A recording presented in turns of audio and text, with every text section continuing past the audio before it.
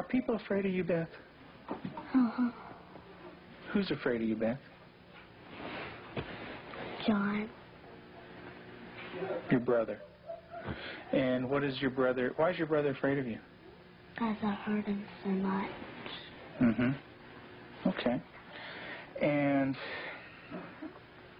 what at nighttime? What do your parents do to your door? Lock it shut. Why do they lock it shut? Because they don't want me to hurt John. Right. And they're kind of afraid of hurting John? Of you hurting John? Mm-hmm. Okay. Are they afraid that you might hurt them? Yep. Would you, Beth? Mm-hmm. When would you do it? Nighttime. Okay. Why would you do nighttime? Because I don't like them seeing me do it. But they can feel me do it. Mm-hmm. And what would you do to him, Beth? Stab them. Okay. What would you stab him with? A knife. Kisah ini terjadi pada tahun 90-an di Amerika yang berawal dari sebuah pasangan suami istri yang bernama Tim dan Julie yang sudah menikah selama 12 tahun, tetapi mereka ini belum juga dikasih sebuah momongan. Dan kemudian mereka pun memutuskan untuk mengadopsi dua anak kakak beradik yang bernama Elizabeth atau yang dikenal dengan Beth Thomas dan adik laki-lakinya yang bernama Jonathan dari Departemen Pelayanan Sosial di sana. Sebelum kita ke pasangan suami istri ini, kita bahas dulu latar belakang dari anak kecil ini sebelum mereka diadopsi oleh Tim dan Julie. Saat Departemen Pelayanan Sosial menemukan mereka pertama kali, mereka ditemukan dengan kondisi yang sangat memprihatinkan ya, karena ibunya sudah meninggal terlebih dahulu dan mereka dirawat oleh ayahnya yang ternyata sangat kejam dan sadis.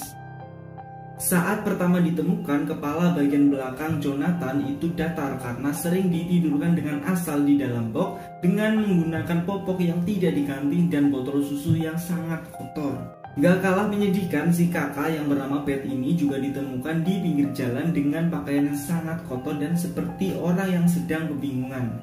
Saat dicari tahu, ternyata ayah kandung mereka ini sering sekali memukuli sampai menelantarkan Beth dan adiknya. Bahkan si ayah ini juga sering memuaskan nafsu seksualnya kepada Beth sejak Beth masih berusia 1 tahun. Saat diadopsi oleh pasangan Tim dan Julie, mereka masih berusia 3 dan 2 tahun. Tetapi keanehan mulai terjadi pada tingkah laku Beth saat dirinya menginjak usia 5 tahun. Saat itu Beth sudah melakukan hal-hal yang aneh ya, seperti sering menyiksa binatang-binatang seperti saat dia menemukan seekor anak burung yang jatuh dari sangkarnya. Saat itu ibunya berpikir dia hanya kepo lah, biasa lah ya anak kecil, tetapi malah ternyata dia menyiksa burung tersebut sampai dia mematahkan leher anak burung tersebut. Keanehan lainnya juga ditemukan oleh Julie, si ibu angkat ini, yang melihat Beth melakukan masturbasi secara konsisten setiap hari, bahkan sampai kemaluannya itu berdarah. Tetapi lebih parahnya lagi, Beth selalu berusaha untuk menyiksa Jonathan dengan cara memukuli, meremas, dan menendang kemaluan adiknya.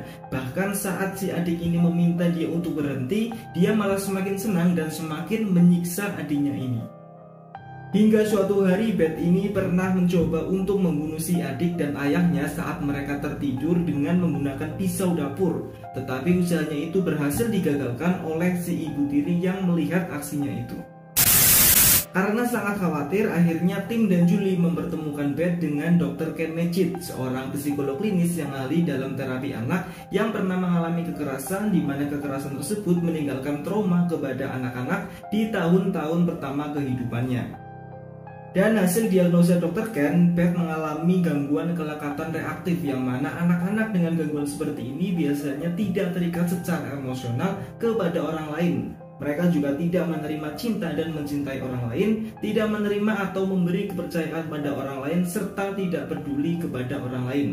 Perkembangan hati nurani mereka juga ikut terhambat, sehingga mereka bakal tega dan tidak mempunyai rasa bersalah saat menyakiti seseorang, atau bahkan sampai membunuh orang lain meskipun itu adalah orang terdekatnya sendiri. Nah, saat diberi beberapa pertanyaan oleh Dr. Ken, Beth menjawabnya dengan emosi yang datar dan alasan yang sangat mencengangkan, seperti dia memang menyukai melihat orang yang kesakitan dan bahkan dia benar-benar menikmati itu semua. Okay. And what are you trying to do to your brother? Kill him. Why do you want your brother to die? Because I was hurt so bad, and I don't want to be around people. And what would you do to him, Beth? Stab him. Okay. What would you stab him with? A knife. Do you have animals, Beth? 4 of them. Can you tell me their names? Clyde, Shuggy, Darcy, and Annie. And what do you do to the animals, Beth? Stick them with pins. Do you stick them a little bit or a lot? A lot. Who else would you like to stick pins into? Mommy and Daddy. What would you like to have happen to them? Repercussions of Beth's tragic childhood led to uncontrollable rage. Despite the love and nurturing of her adoptive parents, she took this rage out on herself, on her brother, and on them. Her acts of violence became more and more cruel and frightening. Akhirnya Beth dilakukan terapi dengan cara meletakkannya di satu rumah dengan anak-anak yang memiliki masalah dengan perilaku mereka. Di sana mereka diajarkan hal-hal baik seperti percaya dengan Tuhan dan mengajarkan kasih sayang terhadap orang lain. Dan setelah beberapa lama dilakukan terapi, Beth pun menunjukkan perilaku yang mengangsur baik dan juga positif. Sampai di akhir terapinya, saat Beth diberikan beberapa pertanyaan oleh Dr. Ken, Beth menjawabnya dengan nada dan ekspresi yang sangat sedih karena menyesal, dan dia pun juga menangis karena hal itu sangat menyakiti hatinya. Akhirnya si Beth ini dinyatakan sembuh oleh Dr. Ken, dan sampai dia dewasa dia tidak pernah melakukan tindak kriminal sekalipun. Bahkan saat ini dia ikut membantu mengurusi anak-anak dengan gangguan mental. Jadi seperti itu kisah dari Beth Thomas, seorang anak kecil yang mengalami kekerasan hingga akhirnya dia mengalami gangguan mental. Semoga dari kisah ini kita bisa lebih berhati-hati lagi untuk menasihati anak karena mental mereka itu benar-benar masih lemah. Jadi seperti itu ya untuk video kali ini. Kita ketemu lagi di video saya selanjutnya.